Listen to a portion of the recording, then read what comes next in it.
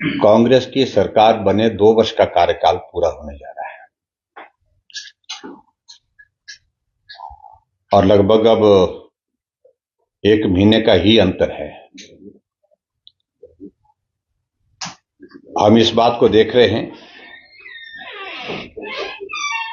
कि 2 वर्ष का कार्यकाल किसी सरकार को आगे बढ़ने के लिए, प्रदेश में विकास करने के लिए बहुत महत्वपूर्ण होते हैं।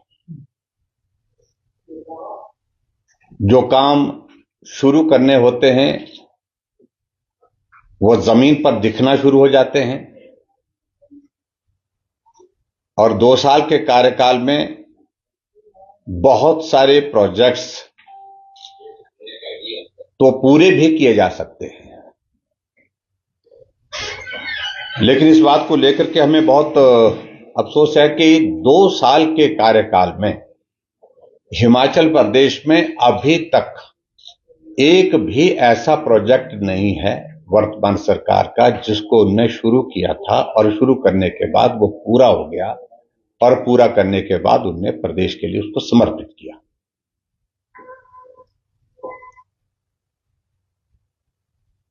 एक तरफ से मुख्यमंत्री बार बार इस बात का जिक्र करते हैं कि प्रदेश की माली हालत यानी कि आर्थिक स्थिति ठीक नहीं है। विधानसभा के अंदर, जनसभाओं में, पत्रकार वार्ताओं में, सब जगह 20 बार कहा उन्होंने,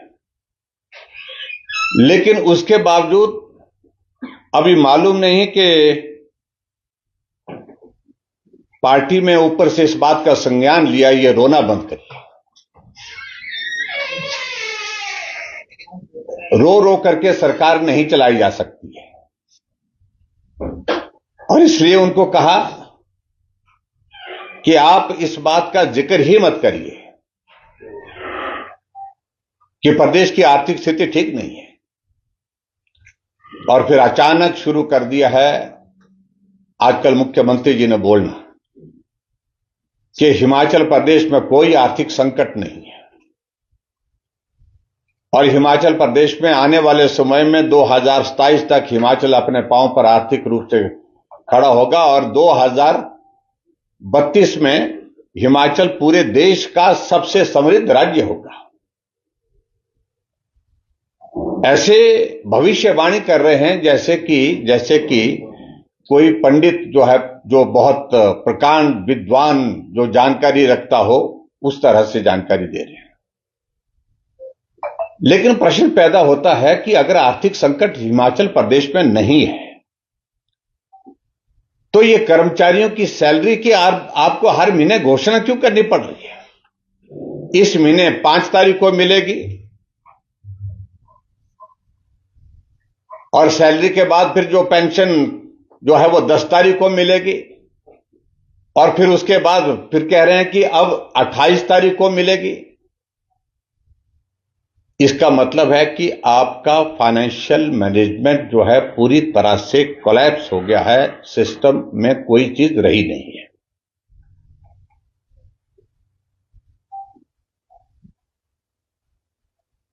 और मैं इस बात को लेकर के हमेशा कहता हूं,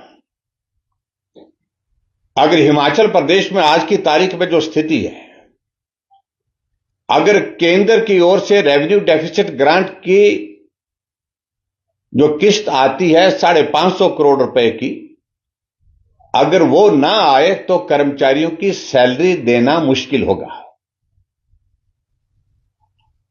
अगर हिमाचल प्रदेश को केंद्र से जो सेंट्रल टैक्सेस का जो शेयर वो अगर आना बंद हो जाए तो हिमाचल प्रदेश में यह स्थिति हो जाएगी, जो 750 करोड़ आता है तो कर्मचारियों की पेंशन देना बंद हो जाएगा, मुश्किल हो जाएगा। अगर आज हिमाचल प्रदेश में कर्मचारियों को अगर सैलरी मिल रही है तो वो केंद्र की वजह से मिल रही है, क्योंकि रेवेन्यू डेफिसिट ग्रांट जो है 550 करोड़ रुपए आता है, उससे राहत मिलती है। अगर पेंशन को पेंशन मिल रही है तो 750 करोड़ रुपए जो केंद्र से हमारा सेंट्रल टैक्सेस का जो स्टेट शेयर जो है वो आता है। तब अभी 28 तारीख को सैलरी देने की घोषणा की,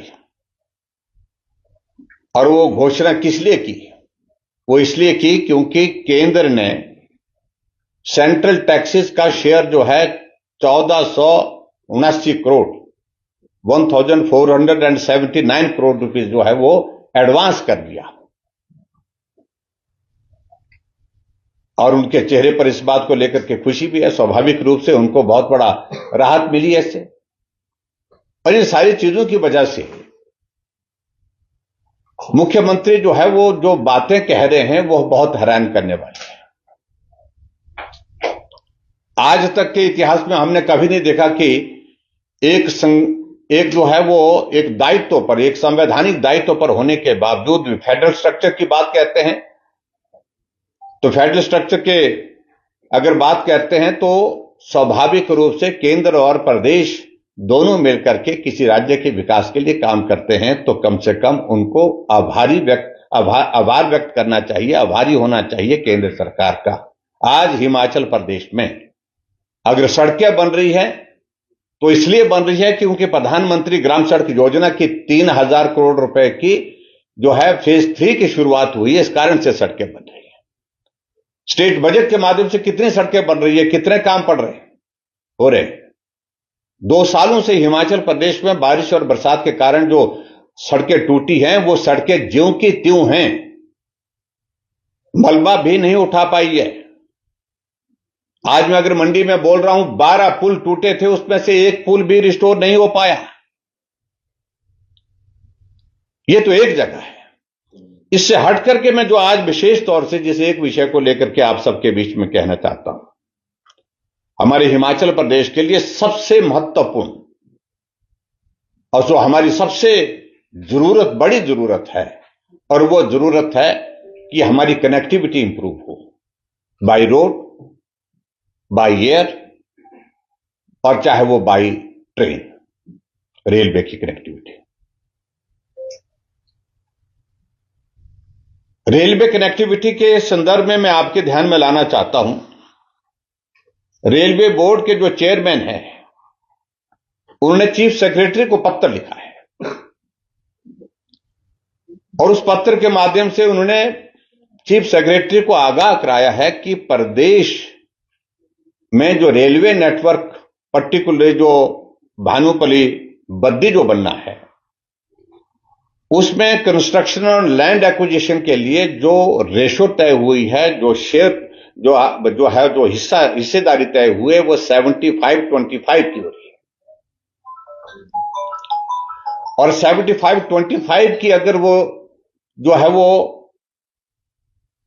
जो शेयरिंग है स्टेट और सेंटर की है, 75 सेंटर और 25 स्टेट। प्रदेश इस स्थिति में है कि 25% जो हिमाचल प्रदेश की ओर से जो पैसा देना है वो पैसा भी नहीं दे रही है।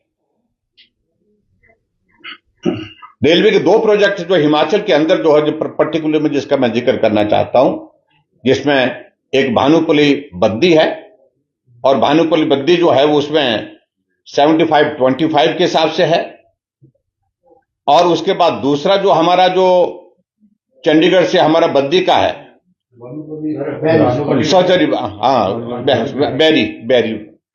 बैरी है ये। और दूसरा जो चंडीगढ़ से जो हमारा बद्दी है, चंडीगढ़ से बद्दी पर्टिकुलरली, वो कॉस्ट शेयरिंग जो है उसमें 50% है। 28 किलोमीटर का है, जिसमें हिमाचल में थोड़ा पोर्शन जाता है, मेजर पोर्शन उसमें हरियाणा में आता है।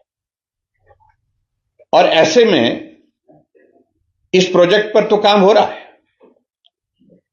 लेकिन हिमाचल प्रदेश में हालात ये बन गए कि जो स्टेट के साथ, जो सेंटर के साथ जो एक एग्रीमेंट हुआ है, जिसके लिए कोई प्रोजेक्ट जो है जिसको हमको ये करना है, शुरू करना है और पूरा करना है, उसकी जो है वो कॉस्ट शेयरिंग का जो है फॉर्मूला होता है। उस फॉर्मूले के मुताबिक दोनों की सहमति होती है, दोनों की कमिटमेंट होती है और दोनों की कमिटमेंट के मुताबिक काम होता है।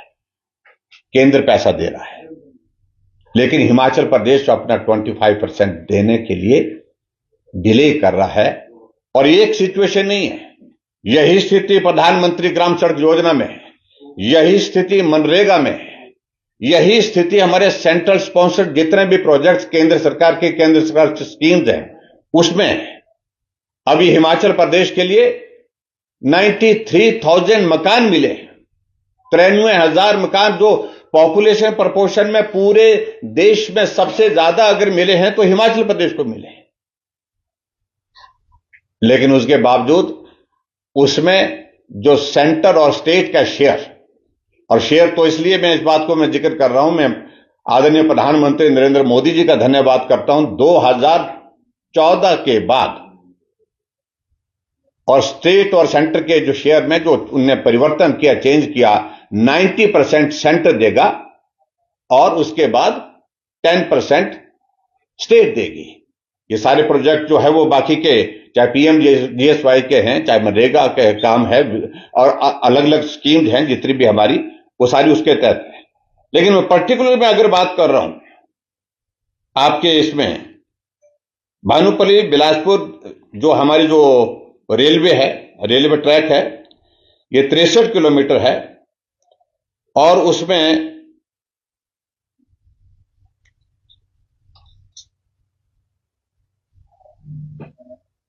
इसमें 75 और 25 सेंट के साथ हमारी जो है वो जो हमारा दोनों की जो है साझेदारी है। और उसमें जो कॉस्ट शेयरिंग के बेसिस पर ये प्रोजेक्ट बहुत तेज गति से आगे बढ़ने की दिशा में हो रहा था, लेकिन उसके बावजूद हम इस बात को देख रहे हैं कि अभी तक जो है वो स्टेट जो है 25% पैसा, जो 25% जो शेयर देना है उसमें आनाकानी कर रहे हैं। इसलिए रेलवे बोर्ड के अध्यक्ष को पत्र लिख करके चीफ सेक्रेटरी को लिखना पड़ा है कि अगर आप चाहते हैं कि रेलवे का नेटवर्क हिमाचल प्रदेश के अंदर आए तो सुनिश्चित करो कि जो 25% जो है स्टेट शेयर जो है वो जल्दी से जल्दी आप उपलब्ध कराएं। और इसमें जो जमीन के अधिग्रहण के लिए जो उन्हें 70 करोड़ रुपए का के ऊपर जो है वो तक जो है वो 75 और 25 का रहता है, लेकिन जब कॉस्ट 70 करोड़ से ऊपर की होती है तो उसमें जो है वो शेयर जो है वो स्टेट का थोड़ा और ज्यादा बढ़ जाता है, थोड़ा और ज्यादा पैसा देना पड़ता है उसमें। स्टेट को 70 करोड़ रुपए तो ये तो स्टेट को देना है, 100% देना है उनको। और भानुपल्ली बिलासपुर बैरी रेल लाइन का पूरा खर्च जो है, जो टोटल कॉस्ट है, इट इज 5,760 करोड़ रुपए, और जिसमें 2,288 करोड़ रुपए जो है हिमाचल प्रदेश को अभी तक देना है, जो नहीं दिया जा रहा है। ये हमारी मतलब रेलवे, हम तो उम्मीद कर रहे हैं कि बिलासपुर रेल पहुंचेगी, यानी कि बैरी में रेल पहुंचेगी, वो हमारा बिलासपुर और मंडी का एकदम बिल्कुल बॉर्डर है। मतलब हम ऐसा मानेंगे कि मंडी को भी बहुत बड़ा सुविधा मिलेगी, कुल्लू बानू को भी सुविधाजनक हो गया।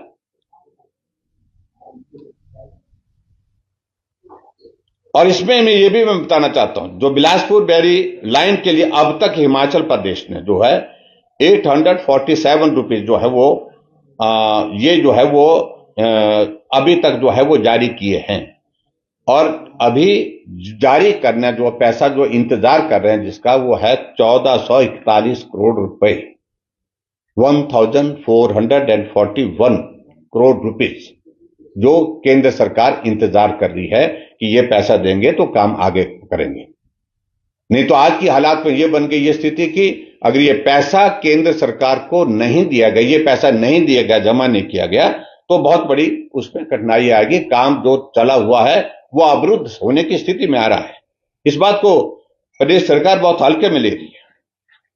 और इसी प्रकार से जो हमारा चंडीगढ़ से हमारा बद्दी का जो रेलवे का ट्रैक है, उसमें मैंने बताया कि वो 50% का जो है वो शेयर कॉस्ट के फॉर्मूले पर हमारा जो है उसमें आगे की स्थिति जो है उसमें मुझे लगता है कि बहुत बेहतर होगी, ऐसी उम्मीद करते हैं। लेकिन हकीकत यह है कि इसमें जो चंडीगढ़ बद्दी रेल लाइन की जो कुल कॉस्ट जो है वो है 816 करोड़ रुपीस, और जिसमें से अभी तक जो है वो 408 करोड़ रुपए जो है वो हिमाचल प्रदेश को देने बाकी हैं। 816 करोड़ में से 408, यानी कि 50%, यानी कि कोई भी पैसा अभी प्रदेश सरकार उसके लिए दे ही नहीं पाई है। और जिससे हिमाचल प्रदेश के लिए के सरकार द्वारा जो है 233 करोड़ रुपए जो है वो रिलीज कर दिए गए हैं और 185 करोड़ रुपए जो है अब आने वाले समय में जो है उसमें जारी करने को है, वो जारी करने हैं। ये मैं चंडीगढ़ बद्दी रेलवे लाइन की अगर बात करूं, अगर हम दोनों प्रोजेक्ट का हिमाचल प्रदेश के इसका हम जिक्र करें तो दोनों प्रोजेक्ट को लेकर के 1626 करोड़ रुपए, जिसमें 1441 करोड़ रुपए जो है वो भानुपल्ली बिलासपुर बैरी रेल लाइन का और 185 करोड़ रुपए जो है वो चंडीगढ़ बद्दी रेल लाइन का है, जो है वो अभी स्टेट गवर्नमेंट को जारी करने हैं। मैं कुल मिलाकर के इन सारी चीजों का जिक्र यह कर रहा हूं कि इतना बड़ा आर्थिक संकट हिमाचल प्रदेश में, जिसका मुख्यमंत्री जी बार बार जिक्र करते हैं कि मेरे मंत्री, मेरे सीपीएस जो है अब सैलरी और पेंशन जो है डिले करेंगे, विलंबित करेंगे, छोड़ी नहीं, उन्हें 3 महीने की इकट्ठा लेने का फैसला किया है।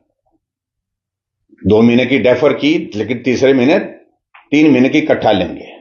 और आज तक हमको कोई भी इस प्रकार से ऐसा कोई इकोनॉमिस्ट नहीं मिल पाया जिसने इस फॉर्मूले को बताया कि भाई 2 महीने की सैलरी फिलहाल नहीं लेंगे, फिर उसके बाद जो है वो तीसरे महीने जब 3 महीने के इकट्ठा लेंगे। और पूरे देश भर में इस प्रकार का कि 2 महीने की सैलरी ली ही नहीं।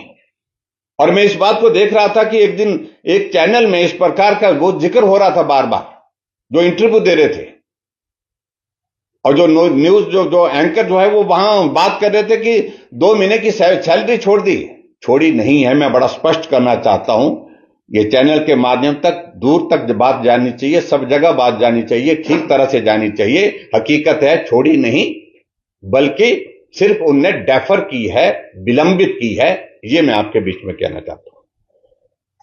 और एक तरफ से केंद्र से सहयोग लेकर के सरकार चलाना चाहते हैं।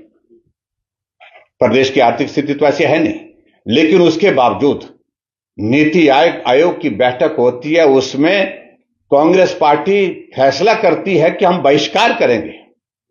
मुख्यमंत्री शिमला से उड़ान भर के दिल्ली पहुंच जाते हैं, लेकिन दिल्ली में बैठक में भाग नहीं लेते हैं, दिल्ली में होने के बावजूद भी।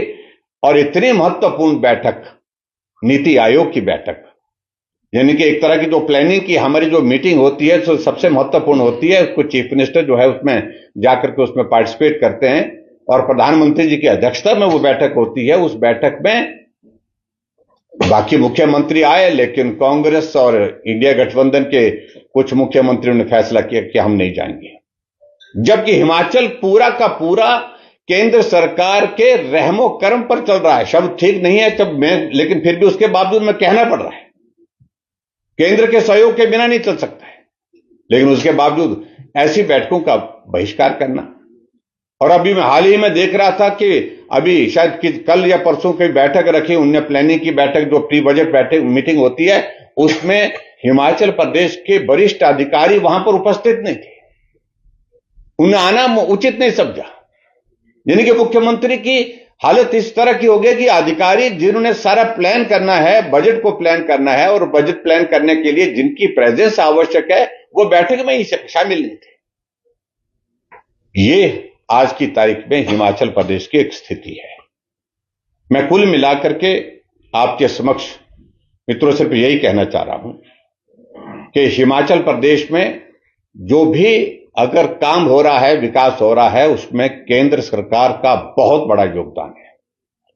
अभी हाल ही में हमारी पार्टी के राष्ट्रीय अध्यक्ष और जो हमारे केंद्रीय स्वास्थ्य मंत्री हैं जगत प्रकाश नड्डा जी बिलासपुर आए थे, और मुझे इस बात की खुशी है कि बिलासपुर में वो 180 करोड़ रुपए की और घोषणा करके चले गए हैं कि जो एम्स को, और चाहे इक्विपमेंट की बात है, इंफ्रास्ट्रक्चर की बात है, उन सारी चीजों को के लिए 180 करोड़ रुपए केंद्र सरकार और देगी। लेकिन उसके बावजूद कांग्रेस के मुख्यमंत्री के अलावा उनके मंत्री कहते हैं कि कुछ नहीं किया। और नड्डा जी की उस प्रेस कॉन्फ्रेंस के बाद 4-4, 5-5 मंत्रियों की ड्यूटी लगाई अलग अलग जगह से कि आप जाइए प्रेस कॉन्फ्रेंस करिए, कि नड्डा जी ने कुछ नहीं किया। और मैं इस बात को ऑन रिकॉर्ड कह रहा हूं, मैंने उस दिन सभा में भी कहा था यहां नाहन में, कि हिमाचल प्रदेश में एज यूनियन मिनिस्टर और हिमाचल प्रदेश से जितने भी नेता केंद्र में रहे और उनमें से सबसे बड़ा योगदान अगर रहा है तो श्री जगत प्रकाश नड्डा जी का रहा है। All India medical institute Himachal Pradesh को मिलना, मेडिकल कॉलेजेस हिमाचल प्रदेश को मिलना, हमारे एमसीएच हिमाचल प्रदेश को मिलना और super speciality hospital Himachal Pradesh को मिलना, ये तमाम सारी चीजें हुई है। मैं दो आदमी को रिकॉग्नाइज करता हूं इस दृष्टि से केंद्र में जिन्होंने बहुत बड़ा योगदान किया, एक जगत प्रकाश नड्डा जी और दूसरे पंडित सुखराम जी। उनका भी बहुत बड़ा कंट्रीब्यूशन, हिली स्टेट हिमाचल प्रदेश एक कठिन प्रदेश, पहाड़ी प्रदेश में जो संचार क्रांति पूरे देश भर में, और उसमें हिमाचल प्रदेश पे दूर दूर गांव-गांव में टेलीफोन की सुविधा पहुंची। ऐसे में इन सारी चीजों का मैं जिक्र करते हुए मैं सिर्फ इतना ही कहना चाहता हूं कि हिमाचल की सरकार केंद्र को कोसती है, केंद्र सरकार के हमारे नेतृत्व को कोसती है, प्रधानमंत्री जी को, हमारे केंद्र के मंत्रियों को, केंद्र की सरकार को। वो कतई भी उचित नहीं है। आप हिमाचल प्रदेश के विकास के लिए जिम्मेवार हैं। आज की तारीख में आप हिमाचल प्रदेश के लिए जो हिस्सेदारी, जो केंद्र सरकार के विभिन्न प्रोजेक्ट्स की, पर्टिकुलरली मैंने आज रेलवे का जिक्र किया, जो हिस्सा बनता है, जो पैसा बनता है, आप उस पैसे को जमा करें। हिमाचल चाहता है कि जल्दी से जल्दी हिमाचल प्रदेश की धरती पर रेलवे नेटवर्क आए, आने जाने की हमारी सुविधा यहां पर बेहतर हो। उस दृष्टि से यह बहुत आवश्यक है, जो पैसा हिमाचल प्रदेश को केंद्र में हिस्सेदारी के नाते जमा करना है रेलवे लाइन को बनाने के लिए, वो पैसा तुरंत जमा करें। ये मैं आज की इस प्रेस कॉन्फ्रेंस के माध्यम से हिमाचल प्रदेश के माननीय मुख्यमंत्री को संदेश देता हूं। Thank you. मुख्यमंत्री ने परसों एक इंटरव्यू में कहा कि 40% व्यवस्था परिवर्तन कर दिया हमने, 60%। तो व्यवस्था परिवर्तन को आप किस तरह देखते हैं? देखिए, ये एक जुमला उनने जो चलाया है, ये हास्यास्पद स्थिति हो गई है। अब आज की तारीख में आप देख रहे हैं कि आज सुबह ही मेरे घर में भी एक आईपीएस का एक कर्मचारी आया और संकोच से कागज बाजू में दबा करके आए थे और मुझे कहने लगे कि आपका साइन चाहिए और आपका आधार कार्ड का वो नंबर चाहिए। मैंने कहा बोलिए किस बात के लिए? बोलते जी जो पानी का मीटर लगा है उसके लिए हम वेरिफिकेशन कर रहे हैं कि कितने नल लगे हैं। तो मैंने कहा सारे गिन ले भाई। और उसके बाद मैंने उनको आधार कार्ड दिया, फिर कहा कि यहां आपको साइन भी करना पड़ेगा। फिर मैंने साइन किया। पानी पर टैक्स नल का चले या ना चले, एक तरफ से प्रधानमंत्री नरेंद्र मोदी जी एक अभियान के तहत काम करते हैं, जल जीवन मिशन के अंतर्गत पूरे देश भर में हर घर को नल और नल में शुद्ध जल, इस अभियान को चलाते हैं और उसमें सफलता हासिल करने में हिमाचल पूरे देश में पहले स्थान पर रहा।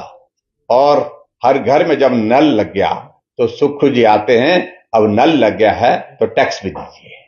100 रुपए प्रति नल के हिसाब से टैक्स की जो है आजकल औपचारिकताओं का दौर पूरा चला है। मैं व्यक्तिगत रूप से अपनी बात नहीं कर रहा हूं, हम तो देंगे ही देंगे, हमने कभी नहीं बोला कि नहीं देंगे, लेकिन हमने इसी बात को लेकर के इस बात को सोचा था कि पानी देना पुण्य का कार्य है, खासतौर से ग्रामीण क्षेत्रों में, और ये सरकार का दायित्व है। और हमने तय किया था लगभग 35 करोड़ रुपए रेवेन्यू उस वक्त आता था पानी का, और हमने कहा ये 35 करोड़ रुपए से बहुत स्टेट की, प्रदेश की आर्थिकी में बहुत फर्क नहीं पड़ेगा। लेकिन इसलिए हमने कहा था कि अगर हमारा मिशन हर घर को नल, जो आदरणीय प्रधानमंत्री जी ने शुरू किया, हर घर को नल और नल में शुद्ध जल, ये मुझे लगता है इस पवित्र भावना के साथ हमको पूरा करना चाहिए। इसलिए हमने कहा था कि गांव के जो हमारे लोग रहते हैं उनको पीने की पानी की सुविधा फ्री ऑफ कॉस्ट होनी चाहिए। हमने कोई गलत इस तरह का फैसला नहीं किया था। लेकिन अब उसमें आगे बढ़कर के सुखू जी व्यवस्था परिवर्तन में अब टॉयलेट तक चले गए। और अब मुझे हैरानी इस बात की है कि एक और नेशनल लेवल के चैनल में, बहुत प्रतिष्ठित चैनल में इंटरव्यू ले रहे हैं, वहां झूठ बोल रहे हैं कि ये तो भारतीय जनता पार्टी ने शुरू। हमें बताएं नोटिफिकेशन, 2018 की नोटिफिकेशन हमारे पास है। सिर्फ शिमला कॉर्पोरेशन के लिए सीवरेज टैक्स का एक फैसला हुआ था कि 10 इस पानी के इसका सेस का एक फैसला हुआ था, जिसमें अगर कॉर्पोरेशन चाहे तो 10% उसमें इंक्रीज एनुअली कर सकती है, अगर कॉर्पोरेशन पास करती है। वो भी स्टेट गवर्नमेंट के लिए नहीं, पैसा कॉर्पोरेशन के अपनी आय को बढ़ाने के लिए फैसला किया था। इसके अलावा कोई फैसला नहीं किया, कोई नोटिफिकेशन नहीं है, जो झूठ बोल रहे हैं। लेकिन यहां तो कहा कि टॉयलेट की सीट गिनी जाएगी और टॉयलेट सीट जितनी लगी हुई उसके मुताबिक जो है वो 25 रुपए के हिसाब से जो है वो टैक्स लगाया जाएगा। लेकिन जब जैसे इस पर शोर पड़ा तो सेम डे बैक डेट से उस नोटिफिकेशन को विड्रॉ कर दिया गया।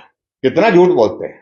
और एक चैनल में बोल रहे हैं, बोल करके ये बता रहे हैं कि ये तो हमने शुरू नहीं किया, ये तो भारतीय जनता पार्टी की सरकार ने शुरू किया। और आगे एक बात और कहने लगे, वो मुझे हैरानी इस बात क्योंकि कि जब पूछा गया शिमला विवाद को लेकर के, शिमला के संजौली विवाद को लेकर के, कहा कि जयराम ठाकुर ने जो और बीजेपी की गवर्नमेंट ने जो है वो सुरेश भारद्वाज ने 12 लाख रुपए दिए है मस्जिद को बनाने के लिए। हमने कहा बताइए कहां सैंक्शन है, कौन सी सैंक्शन है, कब दिया है। लेकिन हैरानी की बात, एक प्रदेश का मुख्यमंत्री संवैधानिक दायित्व पर बैठा हुआ इतना झूठ बोले, और झूठ बोलते हुए न लज्जा है न शर्म है। ये बहुत बड़ी चिंता की बात है। कांग्रेस सरकार अपना कार्यकाल पूरा करेगी या मिशन लोटस भी शुरू होगा? मिशन लोटस तो शुरू किया ही नहीं था। ये आपको गलतफहमी है और गलतफहमी को मत फैलाइए। अपने ही कर्मों से उनकी सरकार टूटने के कगार पर आ गई थी, बच गई है, गनीमत है। आपके विधायक बोले थे, इंद्र गांधी ने बोला, उन्होंने नहीं बोला, प्रेस उन्होंने ये बोला कि हमारे संपर्क में है, लेकिन लोटस करेंगे ऐसा वो विधायक तय नहीं करता, पार्टी तय करेगी जो भी चीजों को लेकर। लेकिन ऑपरेशन लोटस का सवाल ही पैदा नहीं होता जब उनके विधायक अपने आप छोड़ करके चले गए। कहीं तो जाएंगे वो। हम राजनीतिक क्षेत्र में है, भारतीय जनता पार्टी हमारी पार्टी है, हमारी पार्टी से संपर्क किया, उन्होंने कहा हम आपके साथ आना चाहते हैं। हमने कहा हमारे साथ आना चाहता, आप हमारे साथ आइए। तो आपने किया था कि 4 जो लोकसभा चुनाव और खराब हो रही है, हिमाचल में सरकार बैठी। तो ये सारी चीजों को लेकर सरकार, तो मैं कह सकता हूं कि अभी तक भी बहुत ज्यादा ऐसे हालात में नहीं है कि बहुत मजबूत है। दावे तो कर रहे हैं, लेकिन हकीकत यह है कि अंदर क्या चल रहा है। हमारी वजह से, हमने कहा हम नहीं करेंगे, हमारी वजह से नहीं, अपने कर्मों से सरकार जाएगी।